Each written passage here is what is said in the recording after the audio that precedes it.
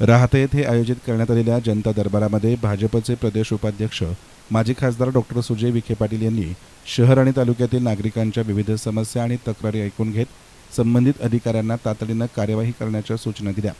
पाणीपुरवठा, रस्ते, स्वच्छता, वीज, शासकीय योजनांचा लाभ तसेच स्थानिक विकासाशी संबंधित अनेक प्रश्नांवर त्यांनी नागरिकांशी चर्चा केली आहे। जनता दरबारानंतर बाजारपेठेची पाहणी करताना डॉक्टर सुजय विखे पाटील यांनी एका चहाच्या टपरीवर थांबून चहाचा आस्वाद घेत नागरिकांशी मनमोकळा संवाद साधला। यावेळी त्यांनी स्थानिकांच्या अडचणी जाणून घेतल्या, त्यावर उपाययोजनांबाबतही चर्चा केली। कोणताही औपचारिकपणा न ठेवता सामान्य नागरिकांमध्ये मिसळलेल्या त्यांच्या साधेपणाचे उपस्थितांनी कौतुक केले आहे।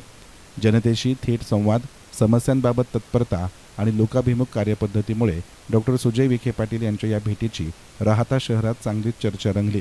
प्रशासन आणि जनतेतील दुवा अधिक मजबूत करण्यासाठी अशा संवादाची आवश्यकता असल्याच्या प्रतिक्रिया नागरिकांकडून व्यक्त होत आहेत। एसन मीडियासाठी प्रतिनिधी संदीप वाभळ, राहता।